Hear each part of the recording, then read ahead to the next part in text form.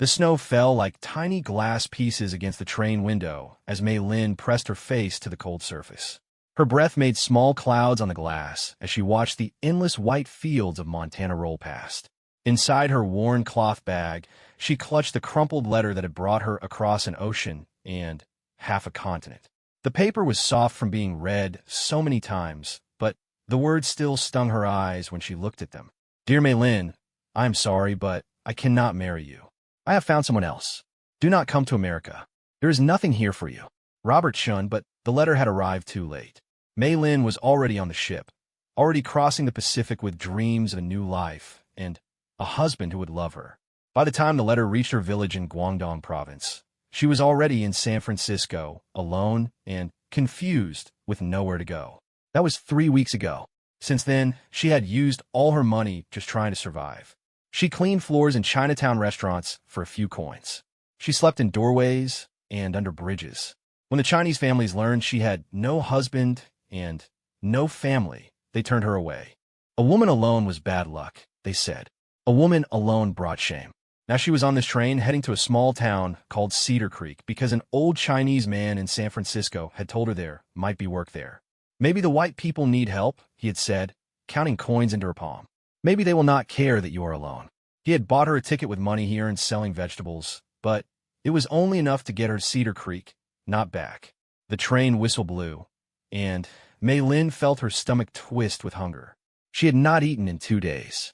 The few coins left in her bag were not enough for food. She pulled her thin shawl tighter around her shoulders. The dress she wore was the same one she had put on in China, thinking she would wear it to meet her new husband. It was red silk with small golden flowers, her best dress, but now was dirty and torn. Her shoes had holes that let in the cold. Next stop, Cedar Creek, the conductor called out in English. Mei Lin understood only a little English, but she knew those words. Her heart began to beat faster. What would she find in this place? Would there really be work? Would someone help her? The train slowed and stopped with a loud hiss of steam. Mei Lin picked up her bag and walked to the door. The conductor, a big man with a gray mustache, looked at her with suspicious eyes. You got somewhere to go, girl? He asked. Mei Lin nodded, even though she did not understand all his words. She stepped down onto the wooden platform. The cold hit her like a wall. The wind cut through a thin dress and made her shiver all over. Snow was falling harder now, and the sky was getting dark even though it was only afternoon. This was December 24th, Christmas Eve, though Mei Lin did not know about Christmas. In her village, winter was cold, but not like this. This cold felt like it could kill a person. The train station was just a small wooden building with a few benches. There were only 3 other people on the platform, and they all hurried away quickly, their boots crunching on the snow. Su Mei Lin was alone. She looked around at the small town. There were wooden buildings along a dirt road that was now covered in white. Smoke came from the chimneys, and she could see warm yellow light in the windows. It looked like a place where families lived happy lives. But where could she go? She walked slowly down the platform, her feet already getting numb from the cold. Her breath came out in white puffs, and she began to cough. The thin air made her lungs hurt. She had never been so cold in her life. At the end of the platform, she saw a poster on the wall. Even though it was in English, she could see it was advertising for workers. There was a picture of a farm and some words she could not read. Maybe this was what the old man had told her about. Maybe there was hope. But first she needed to get warm. She walked toward the small station house, but when she tried the door, it was locked. A sign hung on it, but she could not read what it said. Through the window, she could see it was dark inside. Nobody was there. The wind was getting stronger. Snow was starting to stick to her hair and clothes. Mei Lin walked into the town, looking for any place that might give her shelter. She passed a general store, but it was closed. She passed a saloon with loud voices inside, but she was afraid to go in there. A woman alone in such a place would not be safe. She found herself walking down side streets, looking for any warm place. Her feet were so cold now that she could barely feel them. Her hands were shaking, and her teeth were chattering so hard she bit her tongue. The red silk dress that had been so beautiful was now wet with snow and stuck to her skin. Behind one of the buildings, she found a small shed. The door was not locked. Inside, it was dark and smelled like old hay and tools, but it was out of the wind. Mei Lin went inside and closed the door. She sat down on some old sacks and pulled her knees to her chest, trying to get warm. But The cold seemed to come right through the wooden walls. There was no heat here, just shelter from the snow. She could hear the wind howling outside, and she knew the storm was getting worse. Her stomach hurt from being empty for so long. She felt dizzy and weak. In her bag, she found a small picture of her mother that she had brought from China. In the dim light coming through a crack in the wall, she could barely see her mother's kind face. "Mama," she whispered in Chinese, "I don't know what to do. I'm so scared and so cold." She thought about her village, about the warm house where she had grown up, about the neighbors who had helped her family when times were hard. Here, she knew no one. Here, she was completely alone. She began to cry, and the tears felt hot against her cold cheeks. Hours passed. The storm outside got worse. Mei Lin tried to sleep, but she was too cold and too hungry. Every time she started to drift off, she would shiver so hard it woke her up. She got up and walked around the small shed, trying to get her blood moving, but it didn't help much. Through the cracks in the wall, she could see lights in the houses nearby. She imagined families sitting around warm fires, eating hot food, laughing, and talking. It was Christmas Eve, and everyone else in the world seemed to have somewhere to belong. As the night went on, Mei Lin began to feel very strange. The cold was making her thoughts fuzzy. Sometimes she forgot where she was. Sometimes she thought she was back in China, and she would call out for her mother. Her lips were turning blue, and her hands were so numb she could not feel her fingers anymore. She knew she was in danger. She had heard stories of people who froze to death in the winter. But what could she do? She had nowhere to go, no money for a room, no friends to help her. She was trapped. Around midnight, she heard footsteps outside. Someone was walking in the snow, coming closer to the shed. Mei Lin's heart began to pound. What if it was someone dangerous? What if they wanted to hurt her? She held very still and tried not to make any noise. The footsteps stopped right outside the door. Then she heard a man's voice, deep and gentle. "Hello, is someone in there?" The words were in English, but something in his tone made her think he was not angry or threatening. Mei Lin did not answer. She was too scared and too weak to speak. "I saw tracks in the snow," the voice continued. "If you're in there, you need to come out. This storm is getting bad, and it's not safe to be outside tonight." Still, Mei Lin said nothing. She did not know if she could trust this stranger. After a moment, the door opened slowly. A tall man in a heavy coat looked inside. He had a lantern in his hand, and the warm yellow light filled the shed. When he saw Mei Lin huddled in the corner, his face changed. His eyes went wide with surprise and concern. "Dear God," he said softly. "Ma'am, what are you doing out here?" Mei Lin looked up at him. Even in her confused state, she could see that his face was kind. He had light brown hair under his hat and gentle blue eyes. He looked worried about her, not angry. "Please," she managed to say in her broken English. "I cold. No place go." The man stepped inside and knelt down beside her. When he saw how blue her lips were and how badly she was shivering, his face became very serious. "You're freezing to death," he said.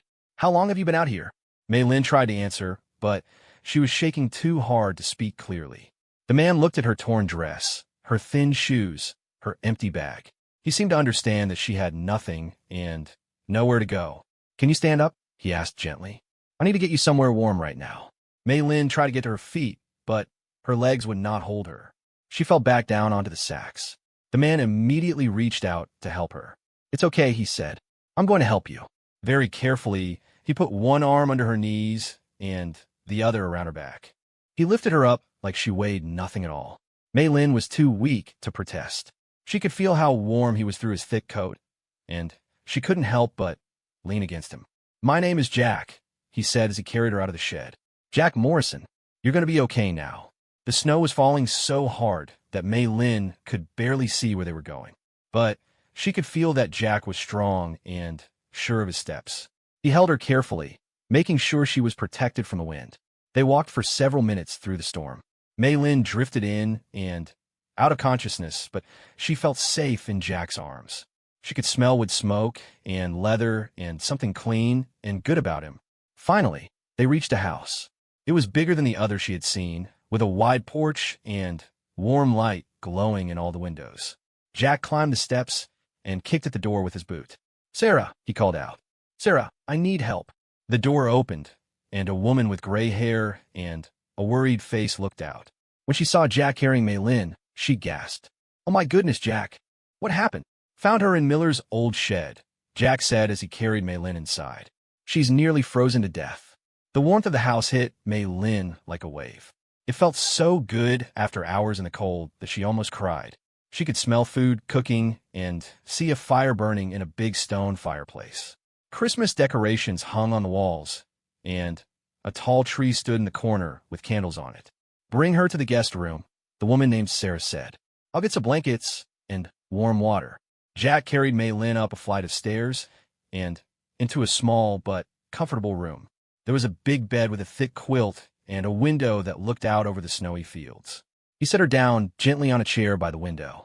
You're safe now, he said, looking into her eyes. Do you understand? You're safe. Mei Lin nodded, though she still could not speak properly. She was starting to warm up, but her whole body ached from the cold. Sarah came into the room with her arms full of blankets and towels. Behind her came another woman, younger, with dark hair and kind eyes.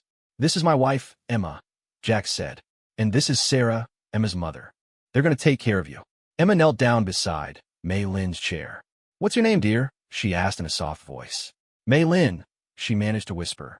That's a beautiful name, Emma said. Mei Lin, we're going to help you get warm and get some food in you. Is that okay? Mei Lin nodded. She could not believe these people were being so kind to her. They did not even know who she was or where she came from. Jack, you should go, Sarah said. Let us women take care of her now. Jack looked at Mei Lin one more time. You're going to be fine, he said. These ladies will make sure of it. Then he left the room, closing the door quietly behind him. For the next hour, Emma and Sarah helped Mei Lin out of her wet clothes and into a warm bath. They gave her a clean nightgown and thick woolen socks. They brushed her long black hair until it was dry and shining.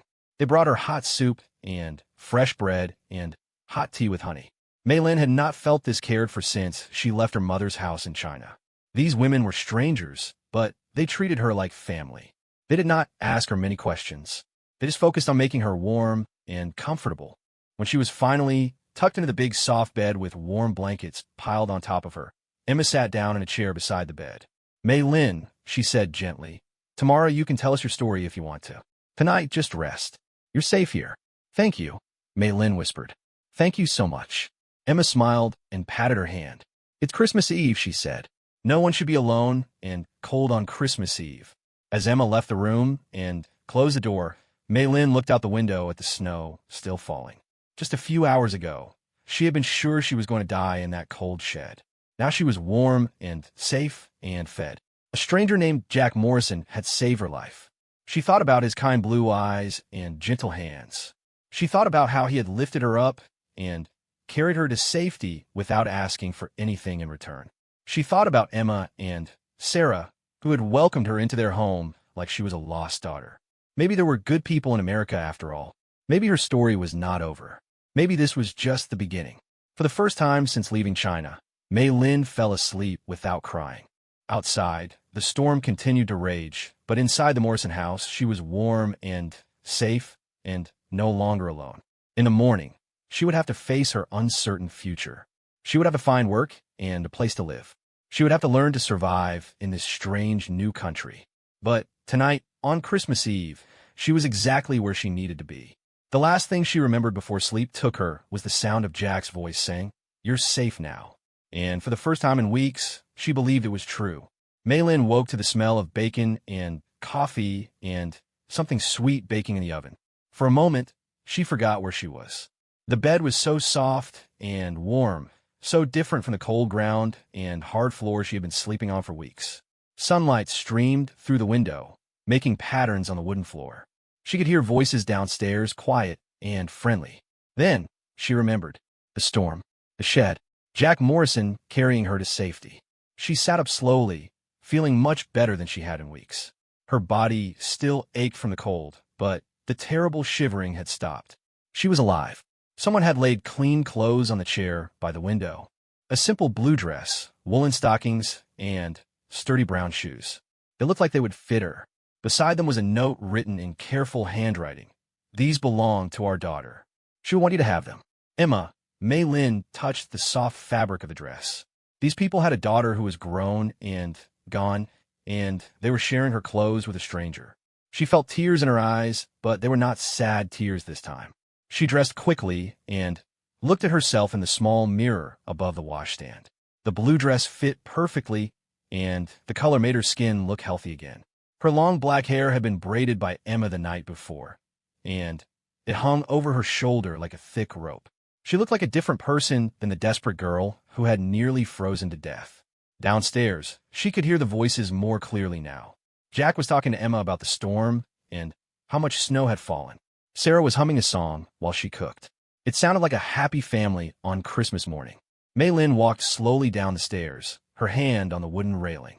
The house was even more beautiful in the daylight. There were family photographs on the walls, handmade quilts draped over chairs, and books on shelves everywhere. It felt like a home where people had been happy for many years. When she reached the kitchen, all three of them looked up and smiled. Jack was sitting at a big wooden table with a cup of coffee in his hands. He had changed out of his heavy winter coat, and she could see he was a man in his 30s, tall and strong with kind eyes. Emma was at the stove, turning bacon in a cast-iron pan. Sarah was taking biscuits out of the oven, and the smell made Mei Lin's stomach growl.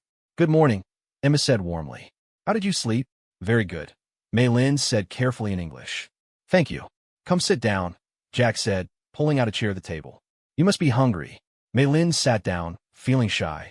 These people had saved her life, but she was still a stranger in their home. What did they want from her? What would they expect her to do? Emma set a plate in front of her piled high with eggs, bacon, biscuits, and fried potatoes. It was more food than Mei Lin had seen in weeks. Sarah poured her coffee and added cream and sugar without asking. Jack passed her a jar of strawberry jam for the biscuits. "Eat," Sarah said kindly. "You're nothing but skin and bones." Mei Lin ate slowly at first, then faster as her empty stomach realized how hungry she was. The food was delicious, better than anything she had tasted since leaving China. These people were not just feeding her, they were feeding her well. "Mei Lin," Jack said when she had finished eating, "can you tell us how you came to be in that shed last night?" Mei Lin put down her fork and looked at her hands. How could she explain the whole sad story? Her English was not good enough for such a long tale. But these people deserved to know why they had found a Chinese woman freezing to death on Christmas Eve. "I come from China," she began slowly. "Man in San Francisco. He write letter. Say he want marry me. So I come on ship, very long way." She paused, trying to find the words in English. Emma reached over and patted her hand encouragingly. "But when I come," Mei Lin continued, "he change mind. He not want marry me. He find other woman. I have no money, no place go." "That's terrible," Emma said, her face full of sympathy. "What a cruel thing to do. Old man in Chinatown. He say maybe work here in Cedar Creek. He buy train ticket for me. But I have no money left, no food." Mei Lin felt ashamed telling them how desperate she had become. "I try find work, but nobody help. So I hide in shed when storm come." Jack's face was serious. "What was this man's name?" "The one who promised to marry you. Robert Chun. But he gone now. Have new wife. And you have no family here? No one who can help you?" Mei Lin shook her head. "No family. Only me." The three of them were quiet for a moment. Mei Lin could see them looking at each other, communicating in the way that people who have known each other for a long time can do without words. Finally, Jack spoke. "Well, you can't go back to sleeping in sheds. That much is certain." "Jack's right," Emma said. "It's Christmas, and you're going to stay here at least until you figure out what to do next." "But I cannot pay," Mei Lin said quickly. "I have no money." "Did we ask for money?" Sarah said with a smile. "Nonsense. You'll stay here and help around the house until you get back on your feet." Mei Lin felt like she might cry again. "Why you help me? You not know me." Jack leaned back in his chair and looked thoughtful. "My father always told me that how we treat strangers says everything about who we really are. Last night, you were cold and hungry and scared. Today, you're sitting at our table eating breakfast. That seems right to me. Besides," Emma added, "this house has been too quiet lately. Our daughter Mary moved to Denver last year when she got married. It will be nice to have another woman around." After breakfast, Emma showed Mei Lin around the house. It was bigger than she had realized. There was a parlor with comfortable chairs and a piano, a dining room with a long table that could seat 10 people, and a kitchen with a big wood stove and plenty of space for cooking. Upstairs were 4 bedrooms and a bathroom with running water and a big white bathtub. "This was Mary's room," Emma said, showing her the bedroom where she had slept. "You're welcome to stay here as long as you need to. It's a very beautiful house," Mei Lin said. "Your family is rich?" Emma laughed. "Not rich. Jack works hard, and we're comfortable. He owns a cattle ranch about 5 miles from town. He also has some business interests in town. We've been blessed." They spent the morning cleaning up for breakfast and preparing for Christmas dinner. Mei Lin insisted on helping, even though Emma told her she was still recovering from her ordeal. It felt good to have something useful to do with her hands.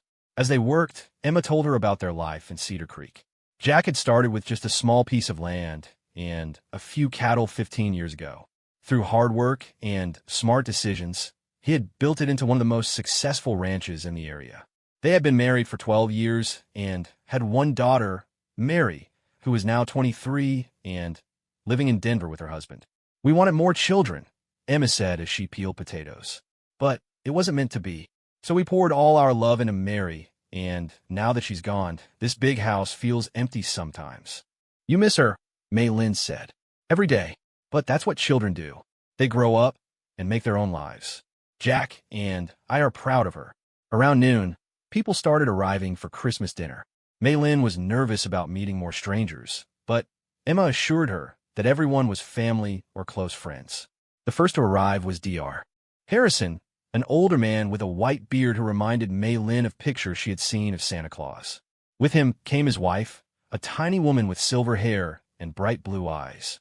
Then came the Petersons, a young couple with 2 small children who immediately ran to Jack and started climbing on him like he was their favorite uncle. "Everyone, I'd like you to meet Mei Lin," Emma announced as they all gathered in the parlor. "She's going to be staying with us for a while." Mei Lin was surprised that Emma didn't tell them the whole story of how they had found her. She just introduced her as a friend, and everyone accepted that without question. The children were especially curious about her, asking if she was from China and if she knew Kung Fu. Their questions made everyone laugh, including Mei Lin. The dinner was incredible. Sarah had cooked a huge turkey with stuffing and gravy. There were mashed potatoes, green beans, cranberry sauce, fresh bread, and 3 different kinds of pie for dessert. Everyone talked and laughed and told stories. They included Mei Lin in everything, asking her questions about China and teaching her new English words. Dr. Harrison was particularly kind to her. When he learned that she had been sick from a cold, he insisted on examining her to make sure she was all right. "You were very lucky," he told her privately. "Another few hours in that cold, and Jack would have found you too late." As the afternoon went on, Mei Lin began to relax. These people were treating her like she belonged here. No one acted like she was different or unwelcome. The children wanted to hear stories about China, and the adults asked thoughtful questions about her journey to America. But the person she found herself watching most was Jack. He was clearly the leader of this group, the one everyone looked up to and respected. But he was not bossy or proud. He listened more than he talked, and when he did speak, it was usually to ask someone else about their life or to tell a funny story that made everyone laugh.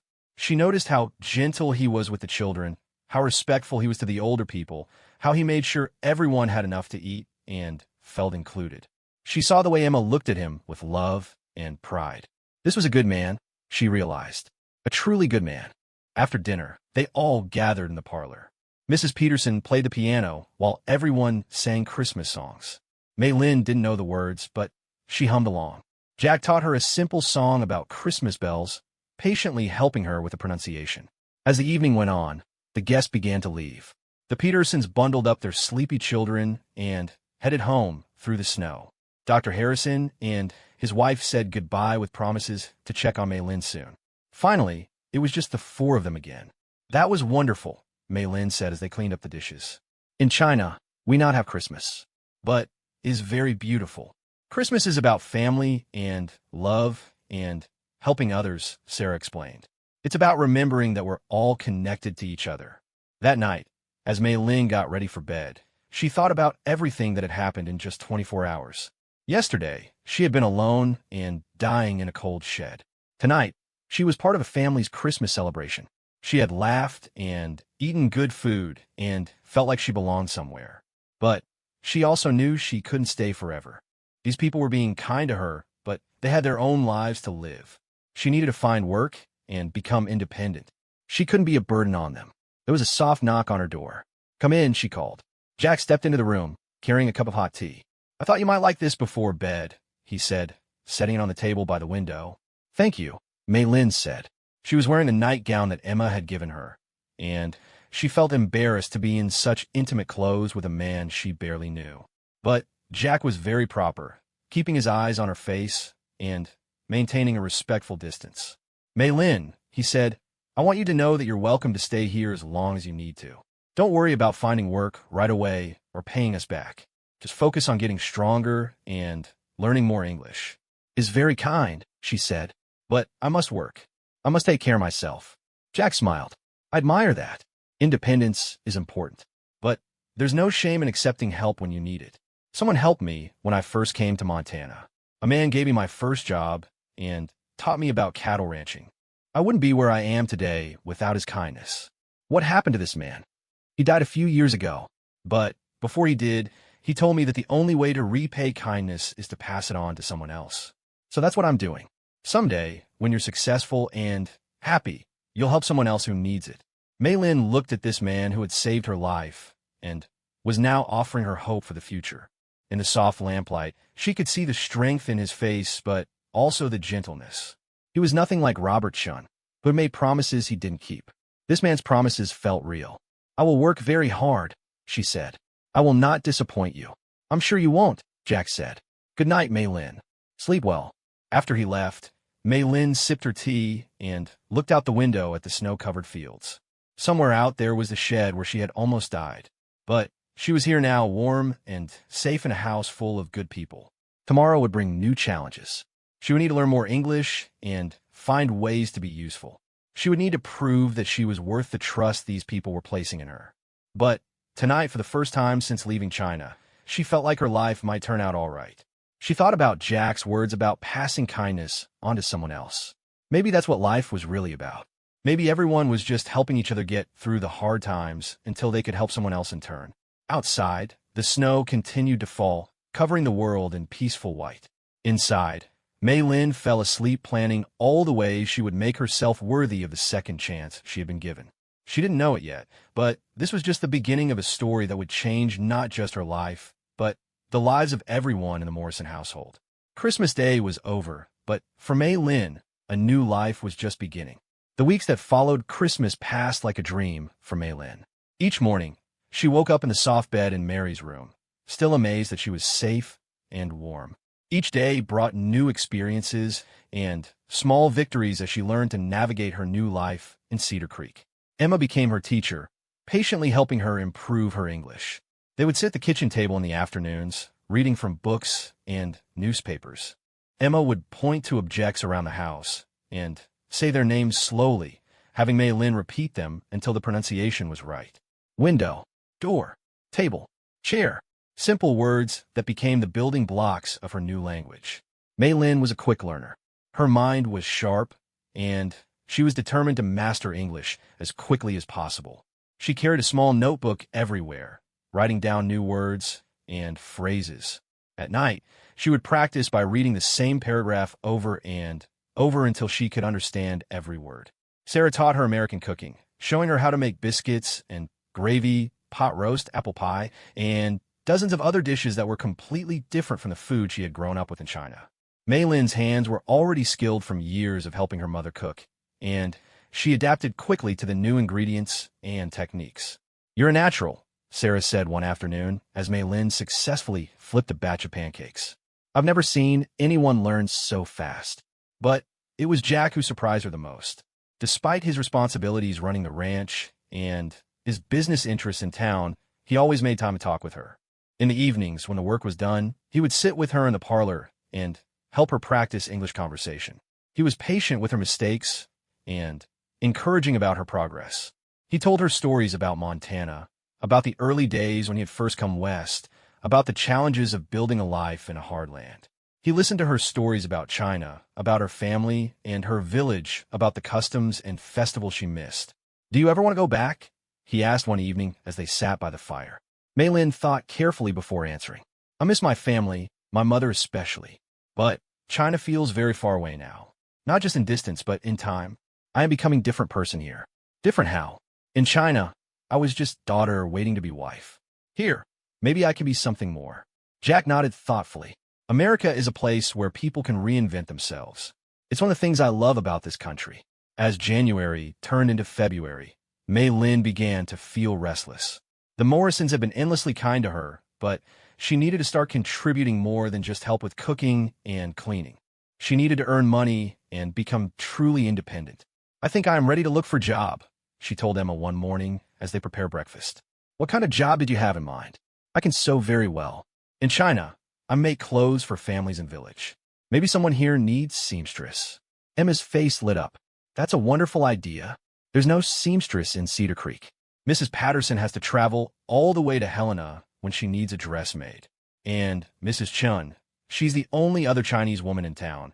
She's always complaining that none of the white women know how to mend silk properly. That afternoon, Jack took Mei Lin into town to explore her options. Cedar Creek was small, but growing. The main street had a general store, a bank, a hotel, a saloon, a doctor's office, and a few other businesses.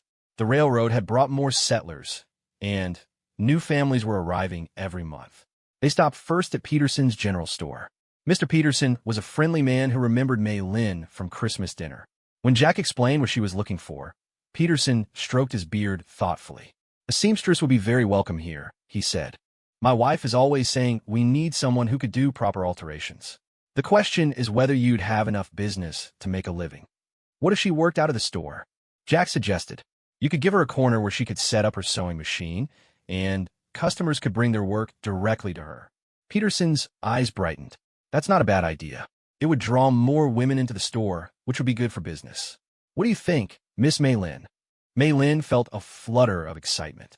I would like very much, but I have no sewing machine, no supplies. That can be arranged, Jack said. We can order a machine from the Sears catalog, and Peterson can stock thread and fabric. They spent the next hour working out the details. Peterson would give her a corner of the store in exchange for a small percentage of her earnings. Jack offered to advance her the money for a sewing machine and supplies, which she could pay back once she was established. That evening at dinner, Mei Lin could barely contain her excitement. I will have my own business, she announced. I will be independent. We're so proud of you, Emma said, squeezing her hand. You've come so far in such a short time. I couldn't do without your help, Mei Lin said. All of you. You saved my life, not just from cold, but from having no hope. The sewing machine arrived 2 weeks later, a beautiful Singer model with intricate decorative scrollwork painted in gold on the black iron base. Jack and Mr. Peterson carried it into the store and set it up in the corner by the big front window where the light was best. Mei Lin spent a day arranging her space, setting up a small table for cutting fabric, and organizing her supplies in the drawers and compartments Peterson had built for her. She hung a sign in the window that Emma had helped her write. Mei Lin, seamstress and alterations, quality work at fair prices. Her first customer was Mrs. Patterson, the banker's wife, who brought in a dress that needed to be taken in after she had lost weight. Mei Lin worked carefully, studying the construction of the garment and making precise adjustments. When Mrs. Patterson tried it on, it fit perfectly. This is beautiful work, Mrs. Patterson exclaimed. You have a real gift. Word spread quickly through the small town. Women brought her dresses to alter, tears to mend, and buttons to replace. She made new curtains for the hotel and repaired the cushions for the church pews. Her reputation for fine work and reasonable prices grew rapidly. But it was when Mrs. Chun came to see her that Mei Lin realized she had found her true calling. Mrs. Chun was the wife of the owner of the Chinese restaurant, and she had been in America for 20 years. She spoke fluent English, but still missed many things about China. I have a silk dress that my mother sent me from Beijing, Mrs. Chen said, unwrapping a package carefully. It has been damaged, and none of the white seamstresses know how to work with silk properly. Mei Lin examined the dress, a beautiful emerald green with delicate embroidery. The damage was significant, a long tear and several smaller holes. But she could see how to repair it so that the mend would be invisible. I can fix this, she said confidently. Will take time to do correctly, but I can make like new. When she finished the repair 2 weeks later, Mrs. Chun wept with joy. It's perfect, she said. It's exactly as my mother made it. How did you learn to do this? My mother teach me. In China, we learn to work with silk when we were very young girls. Mrs. Chen became not just a customer, but a friend. She introduced Mei Lin to the other Chinese families in the area, and they began bringing her their most precious garments to repair and alter. She also started making new clothes for them in traditional Chinese styles, using patterns she remembered from her village. As spring arrived, Mei Lin's business was thriving. She was earning enough money to pay back Jack for the sewing machine and still have money left over to save. For the first time since coming to America, she felt truly independent and secure. But something else was happening too, something she hadn't expected. She was falling in love with Jack Morrison. It had happened gradually, so slowly that she didn't realize it at first. It started with gratitude for his kindness, then grew into admiration for his character and strength. She found herself looking forward to their evening conversations, to the way he listened to her thoughts and treated her opinions with respect. She noticed things about him that made her heart skip. The way he smiled when he was proud of something she had accomplished. The way he was gentle with animals and children. The way he talked about the future with optimism and determination. The way he never made her feel like she was less important because she was Chinese or because she was a woman. But she also knew it was hopeless. Jack was a successful white rancher, respected in the community. She was a Chinese immigrant who had arrived in town nearly frozen to death. The differences between them were too great. Society would never accept such a match. Emma seemed to sense what was happening, though she never said anything directly. She began including Mei Lin more in family discussions about the ranch and Jack's business ventures. She asked her opinion about decisions and treated her like a daughter rather than a guest. Sarah was more direct. One evening when Jack was in town at a meeting and Emma was visiting a neighbor, Sarah sat down with Mei Lin in the kitchen. "You care for him, don't you?" she said without preamble. Mei Lin felt her face burn with embarrassment. "I don't know what you mean. Of course you do. And don't look so worried. There's nothing wrong with it." "It's impossible," Mei Lin said quietly. "We are too different. Society would not accept."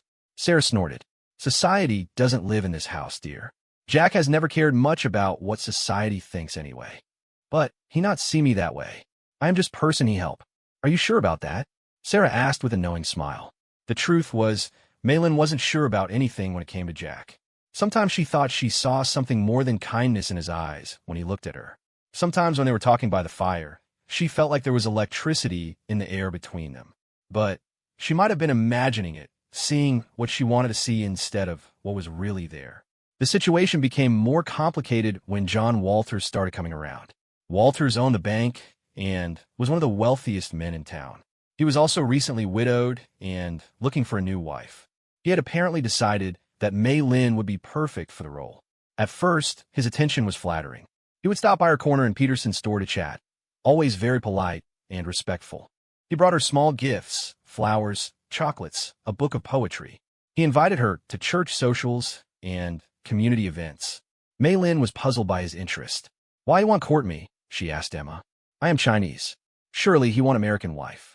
"You underestimate yourself," Emma replied. "You're beautiful and intelligent and hardworking. Any man would be lucky to have you." But Mei Lin felt no attraction to John Walters. He was handsome enough and certainly successful, but when she talked with him, she felt like he was talking to who he thought she should be rather than who she really was. He complimented her on becoming so Americanized and seemed to expect her to be grateful for his attention.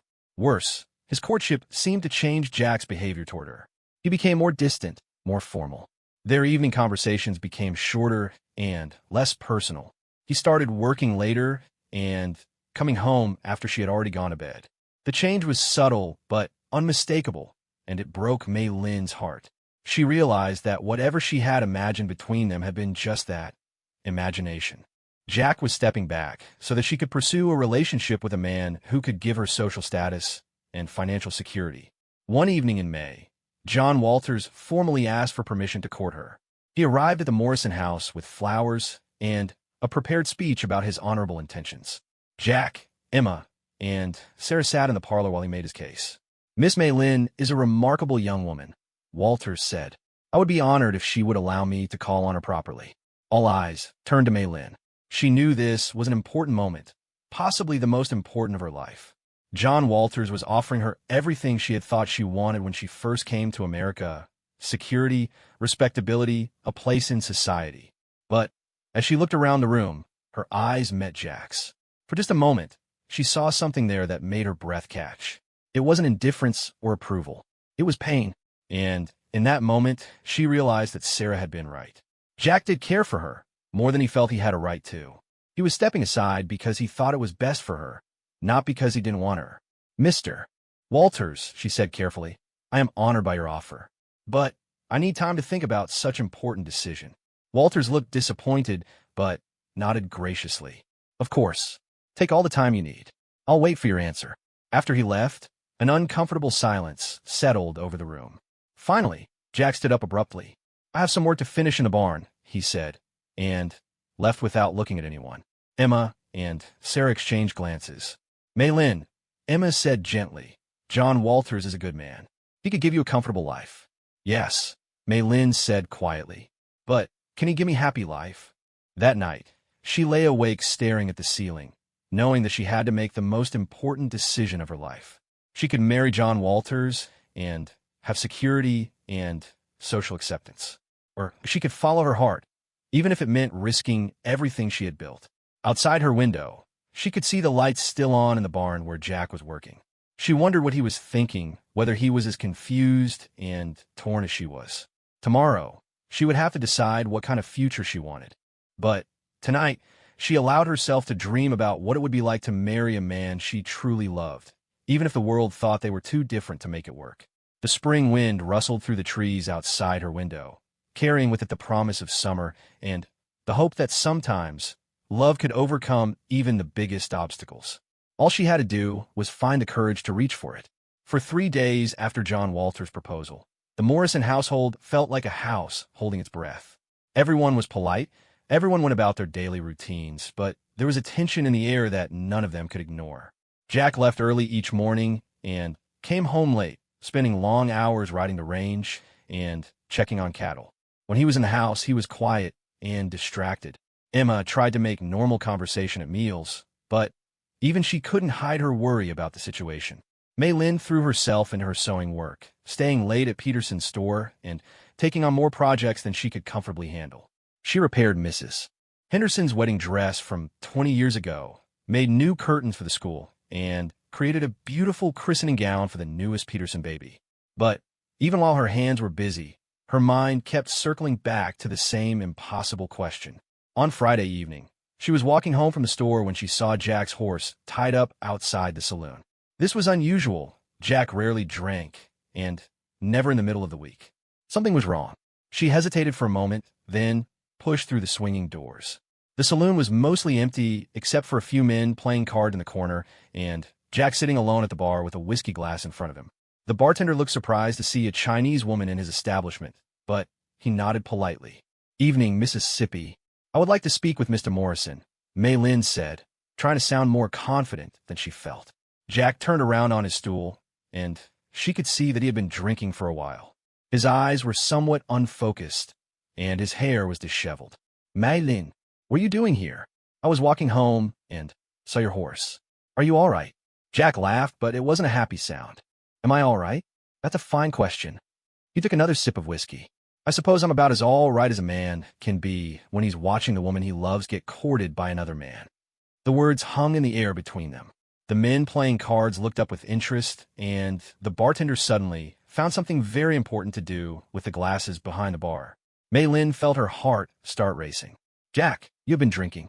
Maybe we should go home. Home, Jack repeated. Yes, let's go home so I can sit in my parlor and be polite while John Walters comes calling for you again. He stood up, somewhat unsteadily, and dropped some coins on the bar. Thank you for the whiskey, Tom. Outside, the evening air was cool and fresh with the scent of spring flowers. Jack untied his horse and stood there for a moment, as if he wasn't sure what to do next. Jack, Maylin said softly, what you said in there. Forget what I said in there. I had too much to drink, and I said things I shouldn't have. But did you mean them? Jack looked at her for a long moment, his blue eyes clearer now in the fresh air. Does it matter if I meant them? Maylin, John Walters can give you everything you deserve. A beautiful house, nice clothes, a place in society. I'm just a rancher who found you freezing in a shed. You think that is all you are to me? Man who found me in shed. Jack ran his hand through his hair. I don't know what I am to you. I only know what I can't be. Mei Lin stepped closer to him. What if I tell you that I don't want what John Walters offers? What if I tell you that when I think about my future, I only see one man in it? Mei Lin, you don't understand. If you married me, it would be hard. People would talk. They would say things about you, about us. Some people would never accept you. And you think I care what these people say? You should care. I don't want you to spend your life fighting for acceptance. Mei Lin reached up and touched his face gently. Jack Morrison, in China we have saying, the person who removes mountain begins by carrying away small stones. I have been carrying away small stones since I come here. Learning English, starting business, making friends. I am not afraid of more stones. Jack caught her hand and held it against his cheek. You don't know what you're saying. I know exactly what I am saying. I love you, Jack. Not because you saved me from cold, but because of who you are. Because you are a good man with kind heart. Because when you look at me, you see Mei Lin, not Chinese woman or poor immigrant. Just me. For a moment, Jack looked like he might say something, but then he shook his head and stepped back. I need to think. This is all happening too fast. The next morning, Mei Lin woke with determination. She had said what was in her heart, and now she needed to make her decision about John Walters clear to everyone. She dressed carefully in her best blue dress and braided her hair neatly. Today, she would take control of her own destiny. At breakfast, Jack was nowhere to be seen. Emma said he had left before dawn to check on some cattle in the far pasture. Sarah gave Mei Lin a knowing look, but said nothing. Emma, Mei Lin said as they cleared the breakfast dishes, I need to tell you something. I have decided about Mr. Walters. Emma stopped washing dishes and turned to face her. Have you? Yes. I am going to tell him no. Emma smiled. I thought you might. He's a good man, but he's not the right man for you, is he? No. There's only one right man for me. But I don't know if he will have me. Oh, my dear girl, Emma said, drying her hands and pulling Mei Lin into a hug. Of course he'll have you. He's been in love with you since February. The only reason he's been encouraging John Walters is because he thinks it's what's best for you. How do you know? Because I know my Jack. I've seen the way he looks at you when you're not watching. I've seen how happy he is when you're around, and how miserable he's been these past few days thinking he might lose you. That afternoon, John Walters came calling as expected. He brought a bouquet of roses and wore his best suit. Emma served tea in the parlor while they talked. Mr. Walters, Mei Lin said when the polite conversation had run its course, I have thought very carefully about your offer. And his eyes were hopeful. You are a good man, and I am honored that you want to marry me. But I cannot accept. Walters set down his teacup with a sharp clink. May I ask why? I thought we got along well. I can provide for you better than anyone else in this town. You can provide for my body, but not for my heart. I am sorry. Is there someone else? He asked, his face darkening. Mei Lin hesitated. She didn't want to make things difficult for Jack by naming him when she still didn't know how he truly felt. I'm not ready for marriage, she said instead. Walter stood up stiffly. I see. Well, I hope you don't regret this decision, Miss Mei Lin. Opportunities like this don't come along often for someone in your situation. After he left, Emma shook her head. Good riddance. Did you hear how he said, your situation? As if being Chinese made you less worthy of love and respect. Is what Jack worried about, Mei Lin said. He thinks people will treat us badly if we marry. Some people will. But the people who matter, the people who are really your friends, they'll be happy for you. And anyone who isn't can just mind their own business. That evening, Jack still hadn't returned from the range. Mei Lin sat by the window in the parlor, sewing a shirt for one of her customers, but really just watching the road for any sign of his horse. Finally, around 9 o'clock, she heard hoofbeats in the yard. She set down her sewing and went to the kitchen window.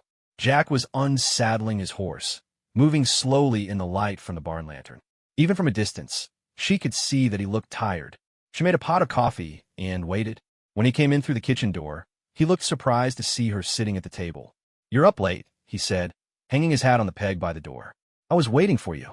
Sit down. You look tired. Jack sat down across from her and accepted the coffee she poured for him. How did it go with Walters today? I told him no. Jack's hand stopped halfway to his mouth with the coffee cup. You what? I told him I could not marry him. Mei Lin, why would you do that? He could have given you everything. Mei Lin looked at him steadily. He could not give me what I really want. And what do you really want? She took a deep breath. This was it, the moment that would determine her future. I want to marry the man I love. I want to build life with someone who sees me as partner, not decoration. I want to wake up every morning next to a man who makes me laugh and makes me feel safe and makes me want to be a better person. Jack set down his coffee cup. Mei Lin, I want to marry you, Jack Morrison, if you will have me. The silence that followed felt like it lasted forever. Jack stared at her, his blue eyes wide with surprise and something else, hope. Do you know what you're asking? He said finally. Yes. Do you know what it will mean? The challenges we'll face. Yes. Do you know that some people will never accept us? That our children might face discrimination? Yes. And do you know that I don't care about any of that? Do you know that I would rather face all those challenges with you than live a comfortable life with someone I don't love? Jack stood up and walked to the window, looking out at the dark fields. For a moment, Mei Lin thought she had misunderstood, that he was going to reject her after all. Then he turned around, and she could see tears in his eyes. I love you too, he said simply. I've loved you since the day I carried you out of that shed. I've been fighting it because I thought it wasn't fair to you, but I can't fight it anymore. Mei Lin stood up and walked over to him. Then don't fight it. Marry me. Jack reached for her hands, holding them gently. Are you sure? Really sure? I have never been more sure of anything in my life. He pulled her into his arms then, holding her close and burying his face in her hair. I can't promise it will be easy. I don't want easy, Mei Lin whispered. I want real. I want love. I want you. When they finally pulled apart, Jack was smiling for the first time in days. When? He asked. When what? When do you want to get married? Mei Lin left. As soon as possible. Tomorrow if we could. Well, maybe not tomorrow. We'll need time to plan, to make sure everyone can be there. What about June? June weddings are supposed to be lucky. June is perfect. They spent the next hour making plans, talking about the wedding and their future together. They would live in a Morrison house with Emma and Sarah, at least until they could build a place of their own. Mei Lin would continue her sewing business. They would travel to Denver to visit Mary and tell her the news. What about children? Jack asked.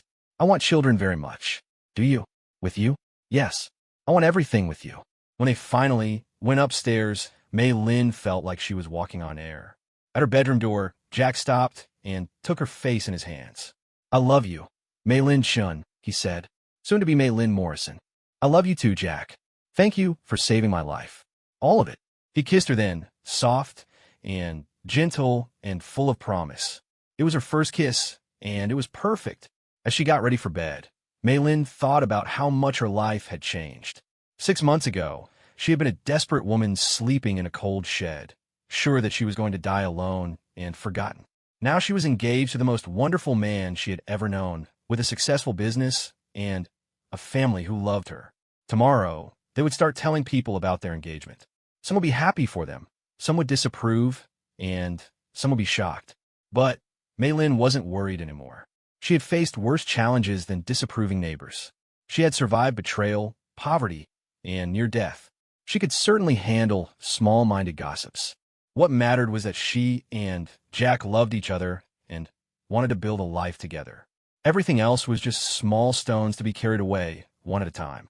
Outside her window, the Montana sky was clear and full of stars.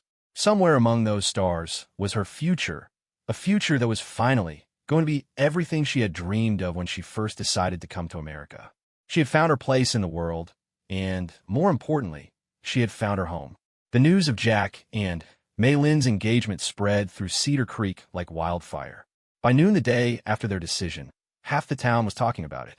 The reactions were as varied as Mei Lin had expected them to be. Dr. Harrison and his wife came by that evening to offer their congratulations. I think it's wonderful, Mrs. Harrison said, squeezing Mei Lin's hands warmly. Jack's been alone too long, and you're perfect for each other. The Petersons were equally supportive. About time, Mrs. Peterson declared. We could all see how you two felt about each other. Love is love, I always say. Mrs. Chun from the Chinese restaurant was overjoyed. Finally, someone sees what a treasure you are, she said when Mei Lin stopped by to share the news. Jack Morrison is a lucky man. But not everyone was pleased. John Walters was notably cool when he encountered them on Main Street. He tipped his hat politely, but said nothing. Some of the other bank customers made pointed comments about mixing races that were loud enough for Jack to hear. Mrs. Whitmore, the mayor's wife, made her disapproval clear at the general store. I suppose everyone has the right to make their own mistakes, she said loudly to her friend while Mei Lin was selecting fabric nearby. But I worry about what kind of example this sets for the young people. Jack found Mei Lin in her sewing corner after this incident, her hands shaking as she tried to thread a needle. Did she upset you? He asked gently. A little, Mei Lin admitted. Not because I care what she thinks, but because I worry what it means for you. You have to live in this town and do business with these people. Jack knelt beside her chair and took the needle from her trembling fingers. Mei Lin, look at me. Mrs. Whitmore has been disapproving of something or someone for as long as I've known her. Last year it was the Methodist minister's wife because she wore bright colors. The year before, that it was the school teacher because she rode her bicycle in town. She doesn't speak for Cedar Creek, but some people agree with her. Some do, but more people support us. And the ones who matter most are right there. He pointed toward the front of the store where Mr. Peterson was helping a customer. Peterson told me this morning that he's never seen you happier, and happiness looks good on you. That's what matters to him. As if to prove Jack's point, Mr. Peterson came over to them with a wide smile. Mei Lin, I just got word that my wife's sister and Helena want you to make her daughter's wedding dress. She heard about your work from Mrs. Patterson. It's a big job. The ceremony is in August. See, Jack said as Peterson walked away. Your reputation is growing beyond Cedar Creek. Your talent speaks louder than any gossip. They set the wedding date for June 15th. Emma threw herself into planning with enthusiasm that made up for any disapproval from the town's narrow-minded residents. She ordered fabric from Denver for Mei Lin's dress, arranged for flowers from the hotel's garden, and planned a reception that would welcome both Jack's American friends and Mei Lin's Chinese acquaintances. It's going to be beautiful, Emma said one evening as they went over the details. A celebration that honors both of your backgrounds. Mei Lin was making her own wedding dress, naturally. She had chosen white silk with delicate blue embroidery that she was doing by hand. The design was a blend of American and Chinese styles, a traditional Western silhouette with Chinese-inspired decorative elements. It's the most beautiful wedding dress I've ever seen, Sarah said, watching Mei Lin work on the intricate embroidery. You're an artist. As the wedding date approached, Mei Lin found herself thinking often about her mother back in China. She wished desperately that her family could be there for the most important day of her life. She had written several letters home since arriving in America, but mail took months to travel between Montana and Guangdong province. She didn't even know if her mother had received the news of her engagement. One afternoon in early June, as she was putting the finishing touches on her dress, Jack came into her sewing room with a serious expression. Mei Lin, I need to talk to you about something. She looked up from her needlework, concerned by his tone. What is wrong? Nothing's wrong. I've been thinking about your family, about how much you miss them and wish they could be here. There's nothing we can do about that. China is very far away. Jack sat down across from her. What if I told you there might be something we could do? Not about bringing them here for the wedding, but about letting them know how happy you are. I don't understand. There's a photographer in Helena who specializes in wedding pictures. I was thinking we could have him come here for the ceremony and take photographs. Then we could send copies to your family in China. They could see you in your wedding dress, see how beautiful you look, see that you're happy and safe. Mei Lin's eyes filled with tears. You would do that? Photographers are expensive. Mei Lin, you're going to be my wife. There's nothing I wouldn't do to make you happy. She set down her sewing and threw her arms around his neck. I love you so much. Yes, please let us do this. My mother would treasure such pictures. The photographer arrived from Helena 2 days before the wedding. He was a kind older man named Mr. Jameson who had photographed weddings all over Montana territory. When he saw Mei Lin's dress, he whistled in appreciation. That's the finest piece of needlework I've seen in 20 years of taking pictures, he said. The bride who wears that dress will be absolutely radiant. The weather on June 15th was perfect, sunny, and warm with a gentle breeze that carried the scent of wildflowers. The ceremony was held in the garden behind the Morrison house, with chairs arranged in rows facing a simple altar decorated with roses and baby's breath. Mei Lin got ready in Mary's old room, with Emma and Sarah helping her with her dress and hair. As she looked at herself in the mirror, she could hardly believe this was really happening. The woman looking back at her seemed to glow with happiness. Your mother would be so proud, Emma said, adjusting Mei Lin's veil. She is probably proud, Sarah added. Mothers always know when their daughters are happy, no matter how far away they are. The guests began arriving around noon. Dr. and Mrs. Harrison came early to help with last-minute preparations. The Petersons brought their children, who were excited to see a real wedding. Mrs. Chun arrived with her husband and several other Chinese families from the area. To Mei Lin's surprise, even some people who had initially disapproved seemed to have softened their attitudes. Mrs. Whitmore didn't attend, but several other prominent townspeople did, including the schoolteacher and the minister's wife. When it was time for the ceremony to begin, Jack took his place at the altar with Reverend Thompson, who had agreed to perform the service. He looked handsome in his best black suit, but Mei Lin could see he was nervous by the way he kept adjusting his tie. Emma walked Mei Lin to the garden, where she paused at the edge of the gathering. All the guests turned to look at her, and she heard several gasps of admiration. Her dress caught the sunlight and seemed to shimmer as she walked.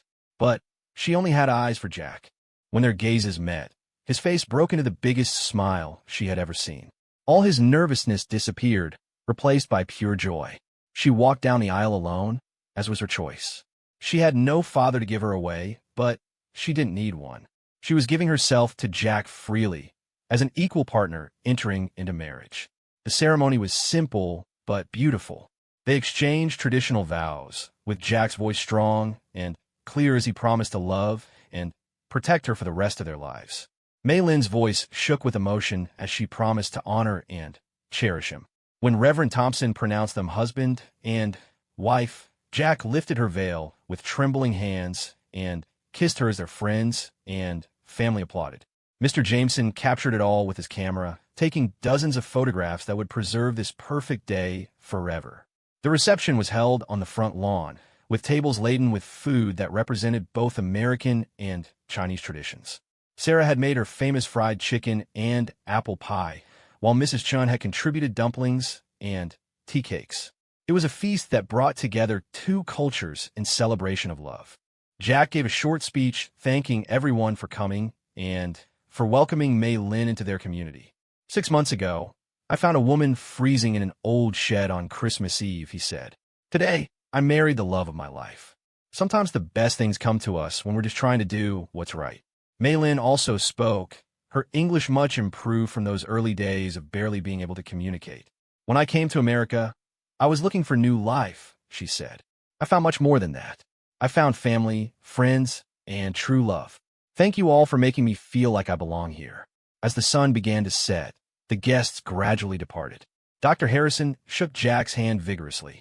You're a lucky man, Jack Morrison. I know, Jack replied, his arm around his new wife. Luckiest man in Montana. Mrs. Chun hugged Mei Lin tightly.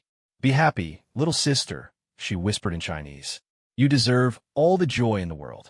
When the last guest had gone and the dishes were cleaned up, Jack and Mei Lin sat on the porch swing watching the stars come out. Mei Lin was still in her wedding dress, not wanting to take it off quite yet. How do you feel, Mrs. Morrison? Jack asked, testing out her new name. Perfect, Mei Lin said. Everything is perfect. Do you ever think about what would have happened if you had married Robert Chun in San Francisco? If he hadn't changed his mind? Mei Lin considered this. Sometimes. But I think maybe he did me great favor. If I had married him, I would never have come to Cedar Creek. I would never have met you. So you're grateful he broke his promise? Very grateful. He wanted a wife who would disappear into his life and never cause trouble. You want a partner who will build new life with you. Much better. Jack pulled her closer. Speaking of building new life, I have a surprise for you. Another surprise? You have given me so many already. Jack stood up and pulled at her feet. Come with me. He led her around to the back of the house, where a pile of lumber and building materials had been stacked. She hadn't noticed them.